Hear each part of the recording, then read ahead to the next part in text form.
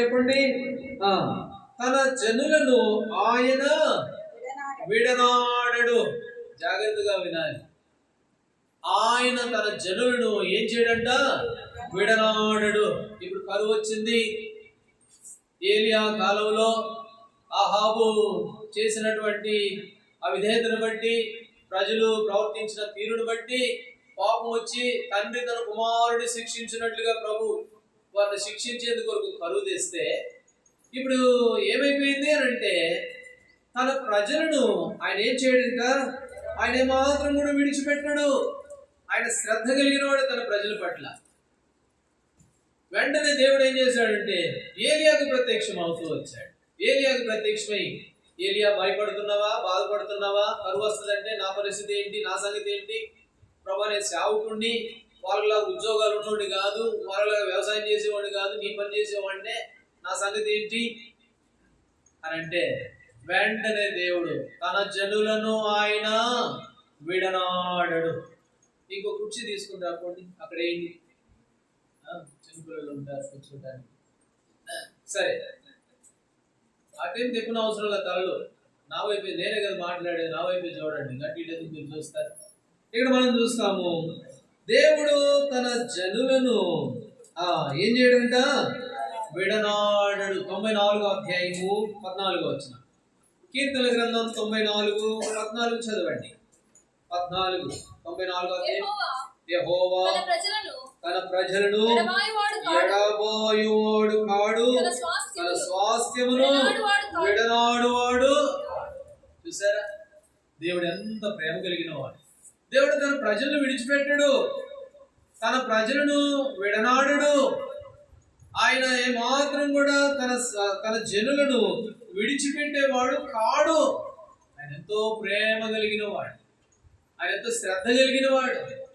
అందుకనే ఏలియా జీవితంలో ఏలియాకి కరువు వస్తా ఉంది, శ్రమ వస్తా ఉంది అని చెప్తే మేము భయపడబాకనే వెంటనే దేవుడు ఏలియాకు ప్రత్యక్షమయ్యాడు. ఎందుకు ప్రత్యక్షమయ్యాడు? 3వ అధ్యాయం 3వ వచనంలో ఉంది కదా, నువ్వు పోయి కేరీతు వాగు దగ్గర తాగుంటూ నేను నీకు ఆహారం పంపిస్తాను. కాబట్టి ఎందుకు దేవుడు ప్రత్యక్షమయ్యాడు అని అంటే ఏలియాని కాపాడేందుకు వరకు, ఏలియాని భద్రపరిచేందుకు వరకు. ఒకసారి అన్నాడు మోషే, దేవుడితో మోషేకి ఒక స్నేహితుడితో ఉన్న సంబంధం. అప్పుడు మోషే అన్నాడు, ప్రభా, చాలా రోజుల నుంచి మీ మాటలు అయితే వింటున్నానులే కానీ, మీ స్వరాన్ని అయితే వింటున్నానులే కానీ ఎందుకు మేము చూడాలనిపిస్తుంది ప్రభా అంటే, అప్పుడు ప్రభు అన్నాడు, నిర్గమాకాండం 33వ అధ్యాయం. నిర్గమాకాండం 33వ అధ్యాయము 20వ వచనం చదవండి. 33:20. మరియు ఆయన నీవు నా ముఖమును చూడజాలవు, ఏ నరుడు నన్ను చూచి బ్రతకడనిను. చూసారా, మోషేకు ఆశ పుట్టింది, ప్రభా మీ స్వరాన్ని చాలా రోజుల నుంచి వింటున్నాను. మొదలు మాట్లాడారు, తర్వాత మాట్లాడారు, ఆ ఐగుప్తు దగ్గర మాట్లాడారు, అయితే మీరు చూడాలని ఉంది అని అంటే ప్రభు ఏమన్నాడు? నన్ను చూసిన ఏ మనుషుడు, ఏ నరుడు కూడా ఏం చేయలేడు, బ్రతకుడు. లేదు, నేను చూడాల్సిందే. అప్పుడు ఏమన్నాడు చదవండి, 22వ వచనం లేదా 22వ వచనం చదవండి. నా మహిమ నిన్ను దాటి వెళ్ళుచుండగా ఆ బండ సందులో నిన్ను ఉంచి నిన్ను దాటి వెళ్ళు వరకు నా చేతితో నిన్ను కప్పెదను. చూస్తావా? సరే అని చెప్పి ఏమన్నాడు దేవుడు? ఆ బండ సందులో నిన్ను ఉంచి, బండ సందులో ఉంచితే సరిపోద్ది కదా, బండ అడ్డం ఉంటుంది కదా, చూడకుండా కనబడకుండా. లేదు లేదు, చూస్తే చస్తాడు కాబట్టి మోషే చనిపోకూడదు. మోషే అంటే నాకు ఎంతో ఇష్టం, మోషే అంటే నాకు ప్రాణం, నాకు ఇష్టము అని చెప్పి శ్రద్ధ కలిగిన వాడే దేవుడు ఆ బండ సందులో ఉంచడమే కాదు, ఏమో పొరపాటున మళ్ళీ చూస్తాడేమో, చచ్చిపోతాడు, ఏ నరుడు కూడా బ్రతకడు కదా అని చెప్పి దేవుడు ఏం చేశాడు చెప్పండి? నా చేతితో నిన్ను కప్పెదను. ఈ మాట ఇది ఏం చూపిస్తుంది అని అంటే దేవుడికి మానవుని పట్ల ఎంత శ్రద్ధో, ఇక్కడున్న మన పట్ల ఎంత శ్రద్ధో. అందుకే మరొక మార్చి నెల దేవుడు తీసుకుని వచ్చాడు. ఆయన మనల్ని ప్రేమించాడు, మన పట్ల శ్రద్ధ కలిగిన వాడు. అందుకని ఏలియా కరువు వచ్చింది, కష్టం వచ్చింది, నష్టం వచ్చింది, ఏలియాని దేవుడు ఏమాత్రం విడిచిపెట్టగా వెంటనే ప్రత్యక్షమయ్యాడు. భయపడకు ఏలియా, అదిగో కేరీతు వాగు దగ్గరికి పో, నేను పోషిస్తాను, భయపడబాకు అని చెప్పి శ్రద్ధ కలిగిన వాడు దేవుడు. ఏమని ఆరాధించాలి అని అంటే, దేవా నీవు నా పట్ల ఎంత శ్రద్ధ కలిగిన వాడు, నన్ను ఎంతగా ప్రేమిస్తూ ఉన్నావు, ఎంత శ్రద్ధ కలిగి ఉన్నావు, నన్ను చూస్తే ఏ మనుషుడు బ్రతుకుడు చచ్చిపోతాడని చెప్తే, లేదు చూడాల్సిందని సాహసించి మోస ముందుకు వెళ్తే, అట్లయితే నేను బండసందులో ఉంచుతాను, అంతవరకు సరిపోతుందని అనుకోలేదు. ఏమో ఆ బండసందులో వచ్చి మళ్ళీ తలకాయ ఇట్లా తోస్తాడేమో, పొరపాటు చచ్చిపోతాడని చెప్పి నా చేతితో నిన్ను కప్పాను. బండలు నిన్ను కప్పడం కాదు, నా చేతులతో నిన్ను కప్పుతాను. అప్పుడు నిన్ను ఇంకా ఏం కాదు నీకు. యోహాను సువార్తలు అన్నాడుగా, నా చేతిలో నుంచి ఎవడు కూడా అపహరింపలేరుడు, నా గొర్రెలను నా చేతిలో నుంచి ఎవడు కూడా తీసుకోలేడు అన్నట్లుగా. కాబట్టి మోషే దేవుడు కప్పాడు. ఇదేం చూపిస్తుంది అంటే, ఇక్కడ ఉన్నటువంటి మన పట్ల, మానవుని పట్ల దేవుని యొక్క శ్రద్ధ. యోబు గ్రంథం 8వ అధ్యాయము, యోబు గ్రంథం 8వ అధ్యాయము చదవండి, 6వ వచనం. 8:6. నిత్యముగా ఆయన నీయందు శ్రద్ధ నిలిపి నీ నీతి దగ్గరగా నీ నివాస స్థలమును, నిశ్చయముగా ఆయన నీయందు శ్రద్ధ నిలిపి. కాబట్టి దేవుడు ఎంత శ్రద్ధ కలిగిన వాడో, కాబట్టి మన ఏదో శ్రద్ధ నిలుపుతూ ఉన్నాడు. అందుకనే నాడు మనము సజీవంగా ఉన్నాం. ఒక ఆయన అన్నాడు, ఒక ఆయన కాదు, ఒకసారి దైవజనుడు హిమాలయల్ గారు వాక్యం చెబుతూ, హిమాలయలో ఒక వాక్యం చెబుతూ చెప్పాడంట, ఒక పెద్ద ఆయన వచ్చాడు. పెద్ద ఆయన హాస్పిటల్కి పోయాడంట. హాస్పిటల్కి పోతే అప్పుడు ఆయన శ్వాస ఆడట్లేదంట, ఆక్సిజన్ అందట్లా. వెంటనే ఆక్సిజన్ పెట్టారంట. ఒక రోజు పెట్టారంట, ఒక రోజులో కొన్ని గంటలు అయిపోయింది, తగ్గిపోయింది, మంచిగా శ్వాస ఆడుతూ ఉంది, బాగా ఆరోగ్యం వచ్చింది. అప్పుడు ఆయన డాక్టర్ గారు 70,000 బిల్లు వేసాడంట. ఆయన ఐసీయూలో పెట్టి ఆక్సిజన్ పెట్టి అన్ని పరామర్శించి ఆయన వైద్యం చేసినందుకు 70,000 బిల్లు వేస్తే, డబ్బున్న ఆయనే, ఈయన కొద్ది గొప్ప డబ్బున్న ఆయనే. ఆ బిల్లు తీసుకొచ్చి డాక్టర్ గారు పెద్ద ఆయనకి ఇస్తే, ఆ బిల్లు చూసి ఏంటండి అని అంటే, నీకు ఆక్సిజన్ పెట్టాం కదా, నీకు గాలి ఆడలేదు కదా, నీకు వైద్యం చేశాం కాబట్టి దానికి అయిన ఖర్చు 70,000 అని అంటే, నీకు ఏడుస్తూ ఉన్నాడంట. పెద్ద ఆయన ఏడుస్తూ ఉంటే ఈ డాక్టర్ గారు అన్నాడంట, పాపం ముసలోడు ఏడుస్తున్నాడు, సర్లేయ్యా ఒక 20-30 వేలు తగ్గిస్తానండి, ఏడబాబు అన్నాడంట. అప్పుడు ఆయన అన్నాడంట, అయ్యా నువ్వు వేసిన బిల్లుకి నేను ఏడవట్లా, బిల్లుని ఎట్టగొట్టు కట్టుకుంటా. ఒక రోజు నువ్వు గాలి ఇచ్చినందుకే నాకు 70,000 అయితే, ఇప్పుడు 60-70 సంవత్సరాల నుంచి దేవుడు నాకు ఉచితంగా ఇచ్చాడు, ఎన్ని డబ్బులు ఇవ్వాలి నేను అన్నాడు. నిజమే, ఎంత డబ్బులు ఇవ్వాలి? ఒకసారి అదసారి కరోనా టైంలో ఆక్సిజన్ బాగా తక్కువగా ఉందని తీసుకుని వెళ్తే కరెక్ట్ పావు గంటే ఉన్నాం, 3,000 రూపాయలు తీసుకున్నారు. మూదికి మాస్క్ పెట్టినారు, ఆక్సిజన్ పెట్టినారు. అయితే దేవుడు ఇన్ని రోజుల నుంచి ఎంత శ్రద్ధ చూపించాడు నీ పట్ల, నా పట్ల. ఆయన ప్రేమకి ఏమి ఇవ్వగలం, ఏమి ఇచ్చాను, రుణాన్ని తీర్చుకోగలం. అందుకని ఇక్కడ అంటాడు, నీ యందు ఆయన శ్రద్ధ నిలిపి. ఈనాడు మనం ఇక్కడ ఉన్నటువంటి మన అందరి పట్ల శ్రద్ధ చూపించిన దేవుడు. అందుకని ఏలియా జీవితంలో కరువు వచ్చింది. ఏలియా ఆ కాలంలో ఇశ్రాయేలు అందరి మీద కరువు వస్తే ఏలియా కూడా కరువు వచ్చినట్టే కదా. అయితే వెంటనే దేవుడు 2వ వచనంలో ఏలియాకు ప్రత్యక్షమయ్యాడు. దేవుడు ఎంత ప్రేమ కలిగిన వాడు, తన భక్తులను, తన జనాన్ని, తనకి ఇష్టమైన వారిని ఆయన ఏం చేయడంట, విడనాడు. ఆయన అన్నిటికీ కూడా విడిచిపెట్టేవాడు కాడు. కాబట్టి యోబు గ్రంథంలో ఏం చేశాడు, శ్రద్ధ చూపిన దేవుడు. కీర్తనల గ్రంథం 91వ అధ్యాయం, కీర్తనల గ్రంథం 91వ అధ్యాయము రండి, 3-4 వచనాలు చదవండి. 3-4. వేటగాని ఊరి నుండి ఆయన నన్ను విడిపించును, నాశనకరమైన తెగులు రాకుండా నిన్ను రక్షించును, తన రెక్కలతో నిన్ను కప్పును, ఆయన రెక్కల క్రింద నీకు. కాబట్టి ఆయన రెక్కలతో ఏం చేస్తాడట, కప్పుతాడు. మలాకి 4:2-12 ఉందన్నమాట. మీ నీతి సూర్యుడు మీకు ఉదయించును, అతని రెక్కలు మీకు ఆరోగ్యం కలుగు చేయను. కాబట్టి ఆయన రెక్కలతో దేవుడు మనల్ని ఏం చేస్తూ ఉన్నాడంటే, కప్పుతూ ఉన్నాడు. నిజంగా ఎంత కృతజ్ఞత చూపాలండి నువ్వు నేను, ఎంత కృతజ్ఞత కలిగి ప్రభువుని ఆరాధించాలి. ప్రభా నీవు ఇచ్చిన ఆక్సిజన్కి ఏమి ఇవ్వగలడు, నీవిచ్చిన ఆరోగ్యానికి నేను ఏమి ఇవ్వగలను? నీ రెక్కల చాటు నన్ను కాపాడావుగా, భద్రపరిచావుగా, ఇప్పటిదాకా ఇంకొక నెలలోకి తీసుకొచ్చావుగా. ఏమి ఇవ్వగలను ప్రభా నీకు? ఎందుకు అనంటే ఆయన నీ యందు ఏం చూపిస్తున్నాడు? శ్రద్ధ నిలిపాడు. మనకు లేదు మళ్ళీ ఆయన మీద శ్రద్ధ, మనకు లేదు కానీ దేవుని మీద శ్రద్ధ. ఆ దేవుడు మాత్రం మన మీద ఎంతో శ్రద్ధ కలిగిన. చూడండి, మరొక మాట చదువుతాము, మత్తయి సువార్త. నేను ఎందుకన్నాను ఆ మాట అంటే, మనకు లేదు శ్రద్ధ అని ఎందుకు అన్నాను అని అంటే, రండి మత్తయి సువార్త 23వ అధ్యాయము 37వ వచనం చదవండి. 37. యెరూషలేమా యెరూషలేమా, ప్రవక్తలను చంపుచును, నీ యొద్దకు పంపబడిన వారిని రాళ్లతో కొట్టుచును ఉండుదానా? కోడి తన పిల్లలను రెక్కల క్రింద ఎలాగూ చేర్చుకొనినో అలాగే నేను నీ పిల్లలు ఎన్నో మార్లు చేర్చుకొని ఉంటేనే గాని మీరు వాళ్ళకపోతే. అది ఇప్పుడు కోడి తన పిల్లల్ని రెక్కల కిందకి తెచ్చుకోవడానికి ఎట్లా ప్రయాసపడి ఆ రెక్కల కింద కాపాడుతుందో అట్లా ఎన్నోసార్లు చేర్చుకోవాలని నేను ఉన్నానులే కానీ మీరే ఏం చేస్తున్నారు? వాళ్ళట్లా మీరే రావట్లా. ఇప్పుడు చెప్పండి, ఎవరికి శ్రద్ధ ఉంది? దేవునికి శ్రద్ధ ఉందా, మనకు శ్రద్ధ ఉందా?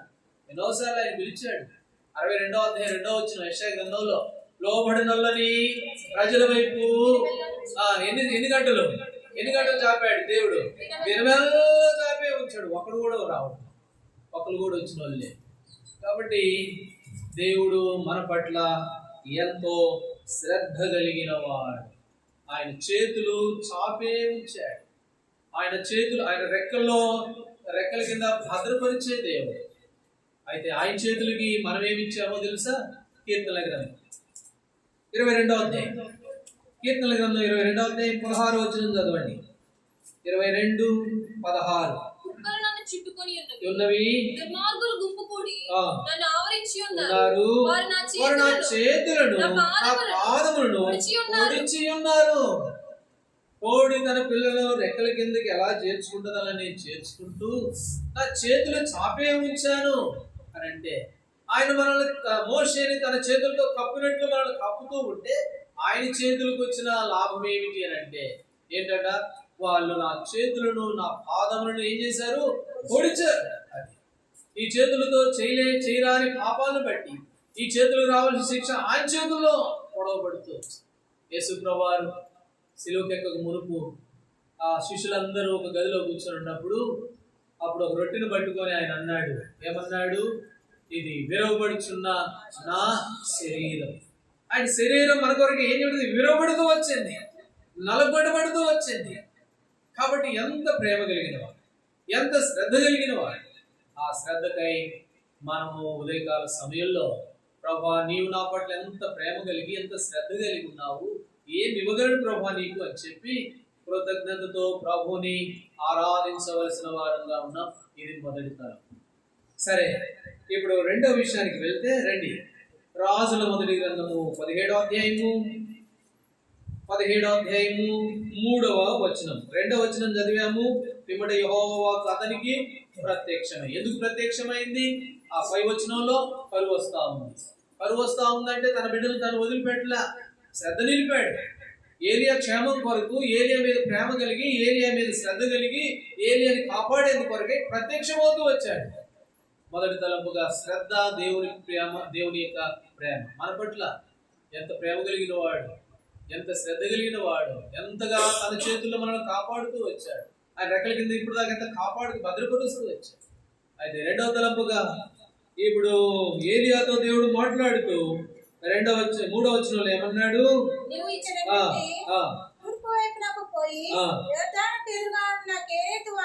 కేరీతు వాగు దగ్గర దాగియుండుము.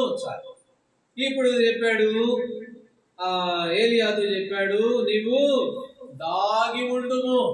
ఎక్కడ? ఆ కేరీతు వాగు దగ్గర దాగి ఉండు. 91వ కీర్తన గ్రంథం 91వ అధ్యాయము. ఎందుకు దాగి ఉండమన్నాడు అని అంటే,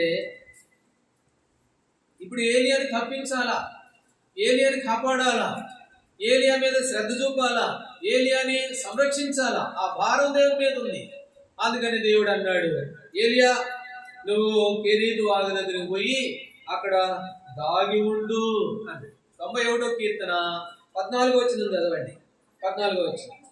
అతడు నన్ను గనుక నేను అతన్ని తప్పించదును, ఎరిగిన వాడు గనుక ఘనపరిచెదను. ఎందుకు ఏలియాని కాపాడాలా, కనపరచాలా అని అంటే అతడు నన్ను ప్రేమించుచున్నాడు గనుక ఈ కరువు నుంచి నేను అతను తప్పించాలి. ఇప్పుడు ఇక్కడ ఉన్నటువంటి నిన్ను నన్ను మనల్ని ఎందుకు కాపాడాలి, భద్రపరచాలి అంటే అతడు నన్ను ప్రేమించుచున్నాడు, ఆ కుటుంబం నన్ను ప్రేమిస్తూ ఉంది, నా నామం ఎరిగిన వారు కనుక ఏం చేస్తాను నేను అన్నాడు, తప్పిస్తాను. ఇప్పుడు ఏలియాతో చెప్పాడు, ఏలియా నువ్వు అక్కడికి వెళ్ళి దాగి నువ్వు తప్పించబడతావు, నీకు క్షేమం వస్తుంది, నేను నిన్ను విడిచిపెట్టేవాడిని కాను, అందుకని నువ్వు వెళ్ళి ఆ వాగు దగ్గర దాగుండు, ఎందుకంటే అతడు నన్ను ప్రేమించుచున్నాడు కనుక నేను అతన్ని తప్పించను. యోవేలు గ్రంథము 3వ అధ్యాయం. యోవేలు గ్రంథము 3వ అధ్యాయము చదవండి. 16వ వచనం. 3:16. యెహోవా గర్జించుచున్నాడు, స్వరం విడబెడ చేయుచున్నాడు, వణుకుచున్నవి.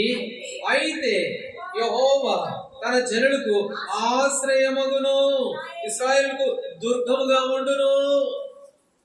అయితే యెహోవా తన జనులకు ఏమవుతున్నాడట, ఆశ్రయము, తన ప్రజలకు దుర్గము. ఇప్పుడు ఏలియాకి ఆశ్రయం ఎవరు? దేవుడే. ఆ దాగి ఉండు ఆ బండ దగ్గరికి, ఆ వాగు దగ్గరికి. కాబట్టి ఆయన ఆశ్రయంగా ఉన్నాడు, తన ప్రజలకు ఆయన ఆశ్రయము, తన ప్రజలకు ఆయన దుర్గముగా ఉండును.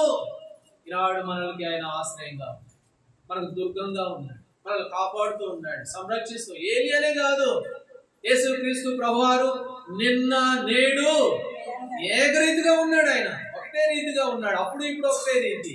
ఏలియాని కాపాడినట్లుగా, ఏలియాని కాపాడిన శక్తి ఈనాడు మనల్ని కూడా, ఈ కాలంలో కూడా మన వైపు శ్రద్ధ చూపిన వాడే, మనల్ని తప్పిస్తూ, కాపాడుతూ, భద్రపరుస్తూ తన ప్రజలకు ఆయన ఎట్లా ఉన్నాడు అని అంటే దుర్గముగా ఉన్నట్లుగా చూస్తాం. రెండవదిగా ప్రభువుని మనం జ్ఞాపకం, నిజమే ప్రభువా నీవు నాకు దుర్గంగా ఉన్నావు, నాకు ఆశ్రయంగా ఉన్నావు. యెషయా గ్రంథం 28వ అధ్యాయం.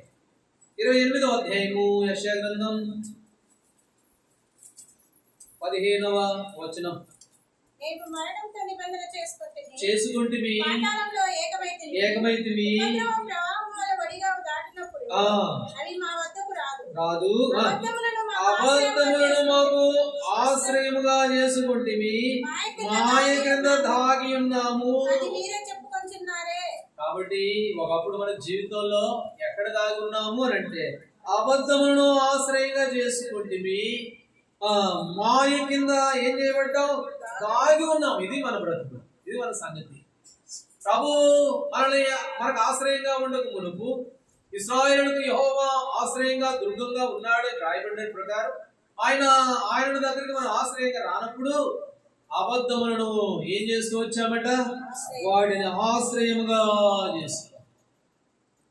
ఆశ్రయంగా చేసుకొని ఉన్నవారు. ఇర్మియా 17:5 ఒక మాట ఉంది కదా, ఏమని రాయబడింది? ఇర్మియా గ్రంథం 17వ వచనం. శరీరను చదవండి ఆ మాట. 17వ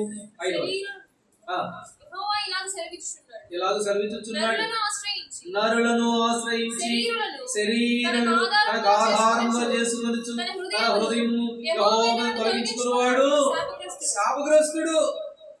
ఆ క్రింద ధన్యుడు, యెహోవాను ఆశ్రయించేవాడు ధన్యుడు. ఇప్పుడు శరీరాన్ని ఆధారం చేసుకున్నవాడు ఎవరంట? శాపగ్రస్తుడు.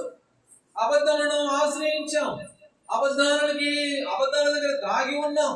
ఇప్పుడు మనం ఎవరు చెప్పండి? ఇర్మియా 17:5 ప్రకారం ఎవరు అంటే మనము శాపగ్రస్తులం. ఇర్మియా గ్రంథం 48వ అధ్యాయము 7వ వచనం. 48:7 చదవండి. నీవు నీ క్రియలను ఆశ్రయించేటివి, నీ నిధులను నమ్ముకుంటేవి. చాలు. కాబట్టి ఏంటి ఆశ్రయించాం? ఒకప్పుడు అంటే మన క్రియలను ఆశ్రయించాము, మన నిధులను నమ్ముకున్నాం. అందుకే కదా ఆయన అన్నాడు, లూకాసు వార్తలో ఆ సంవత్సరం బాగా పండిందంట పంట.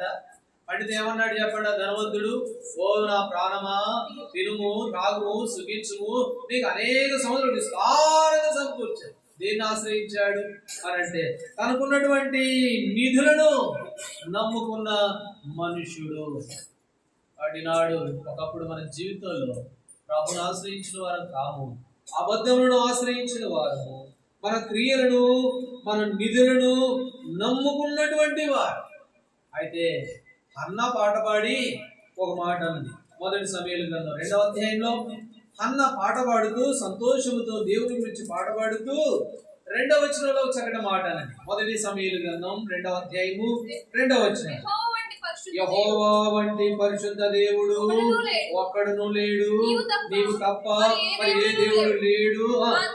మన దేవుని వంటి ఆశ్రయ దుర్గం ఏదియో, మన దేవుని వంటి ఆశ్రయ దుర్గం ఏది కూడా లేదు. కాబట్టి మనకు ఆశ్రయ దుర్గంగా ఉన్నాడు. ఒకప్పుడు ఆయన కాదు మనకు ఆశ్రయం. మనం నిధులని ఆశ్రయం చేసుకున్నాం, శరీరాలను ఆధారం చేసుకున్నాం, అబద్ధములను ఆశ్రయించాము. 31వ కీర్తనలో రాయబడి ఉంది ఒక మాట, చదవండి. కీర్తన గ్రంథం 31వ అధ్యాయం 19వ వచనం, 31:19. నీ యందు భయభక్తులు గలవారి నిమిత్తము నీవు దాచి ఉంచిన మేలు ఎంతో గొప్పది. కాబట్టి నువ్వు దాచి ఉంచిన మేలు నరులని ఎదుట నిన్ను ఆశ్రయించే వారి నిమిత్తము, నిన్ను ఆశ్రయించే వారి నిమిత్తము నీవు సిద్ధపరిచిన మేలు ఎంతో గొప్ప.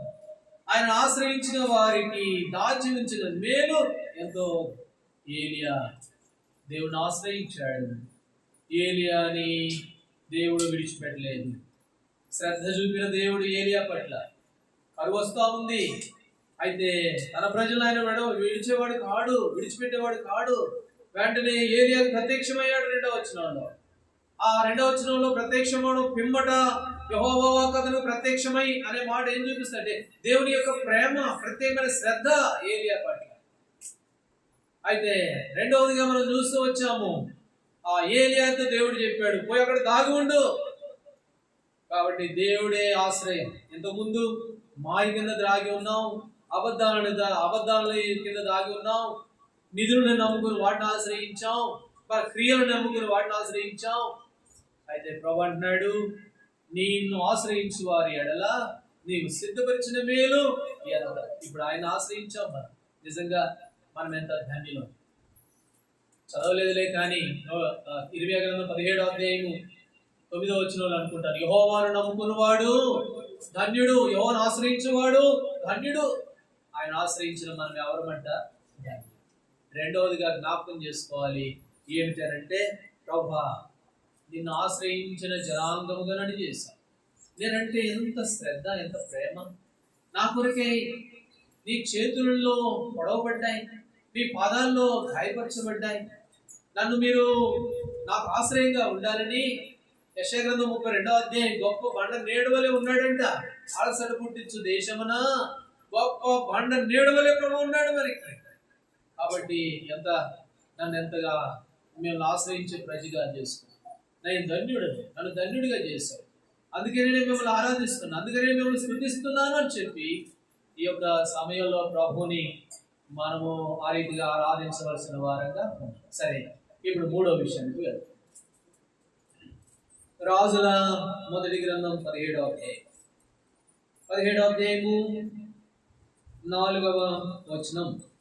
ఆ వాగు నీరు నీవు త్రాగుదువు, ఆహారం తెచ్చినట్లు ఆజ్ఞాపించదని అతనికి. కాబట్టి నువ్వు ఆ వాగు దగ్గరికి వెళ్ళు, అక్కడ దాగుండు. చూడండి, ఏలియా పట్ల ఎంత దేవుడు శ్రద్ధ కలిగి ఉన్నాడో, ఎంత ప్రేమ కలిగి ఉన్నాడో. కాబట్టి నువ్వు అక్కడికి దాగుండు, నేను నీకు ఆహారం పంపిస్తాను, నేను నీకు ఆహారం పంపిస్తాను. అది అద్భుతం. ఇది దేవుడు తన ప్రజల పట్ల ఎన్నో అద్భుతాలు చేస్తాడు, ఎన్ని ఆశ్చర్యకారాలు చేస్తాడంటే ఎన్ని అద్భుతాలు చెప్పలేము. ఇది అద్భుతమే. మాంసం చూస్తే కాకు వదిలిపెట్టిందని చెప్పండి, పిల్లోళ్ళు కొట్టులు అడిగి పోయి వస్తుంటారు. పిల్లలు కొట్లు కాడికి పోయి వస్తూ ఉంటే వాడి చేతిలో ఉంటాయి గొట్టాలో లేకపోతే జతికిలో మురుకులో, అదే ఆయన పరిగెత్తి కూడా వచ్చి తనుకోపోతాయి. కాబట్టి వదిలిపెట్టవు, మాంసం అయితే అసలు వదిలిపెట్టవు. అయితే దేవుడు ఏలియా కొరకు అద్భుతాన్ని చేస్తూ వచ్చాడు.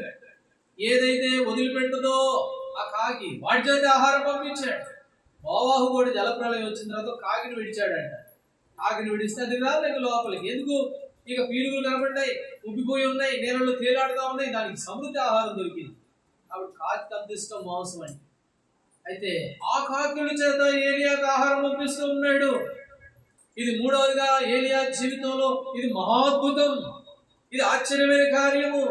ఇది ఎంత ఆశ్చర్యము అని అంటే రండి, యోబు గ్రంథం 5వ అధ్యాయము యోబు గ్రంథం 9వ వచనం. ఆయన మహాకార్యములను లెక్కలేని అద్భుత క్రియలను చేయువాడు, లెక్కలేనన్ని అద్భుత క్రియలను చేయువాడు, ఆశ్చర్యకార్యములు జరిగించేవాడు, అద్భుతములు చేయువాడు. ఏలియాని అద్భుతంగా పోషించినటువంటి దేవుడు ఈనాడు మన జీవితాల్లో కూడా ఎన్ని అద్భుతాలు, ఎన్ని ఆశ్చర్య కార్యాల్లో. కాబట్టి తన ప్రజలను ఆయన విడిచిపెట్టేవాడు కాడు, తన ప్రజల్ని విడనాడువాడు కాడు, ఎడబాసేవాడు కాడు. ఆయన తనకు జనులుగా చేసుకున్నట్టుకు ఏం కలిగి ఉన్నాడంట? ఆయన ఇష్టం కలిగి ఉన్నాడు. అందుకనే తన ప్రజల పట్ల ఎన్నో అద్భుతాలు, ఎన్నో ఆశ్చర్యమైన కార్యాలు. రెండు కీర్తనల గ్రంథం 126వ అధ్యాయం. కీర్తనల గ్రంథం 126వ అధ్యాయము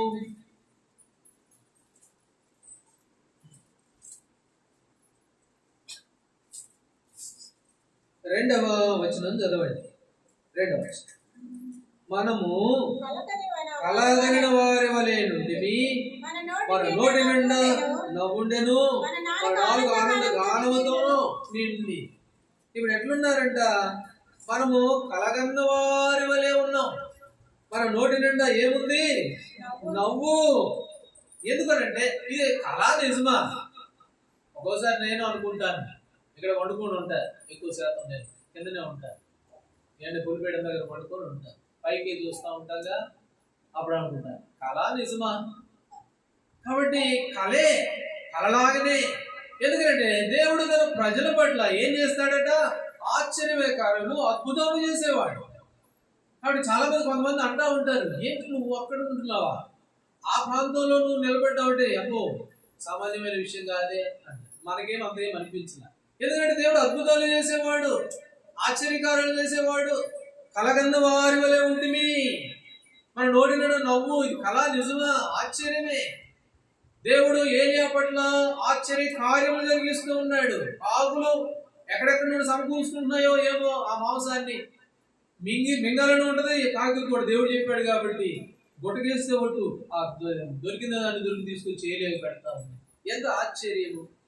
కాబట్టి దేవుడు తన ప్రజల పట్ల ఏం చేసేవాడు అని అంటే లెక్కలేనన్ని అద్భుతములు చేయు దేవుడు. యెషయా గ్రంథం 60వ అధ్యాయము, యెషయా గ్రంథం 60వ అధ్యాయము 22వ వచనం.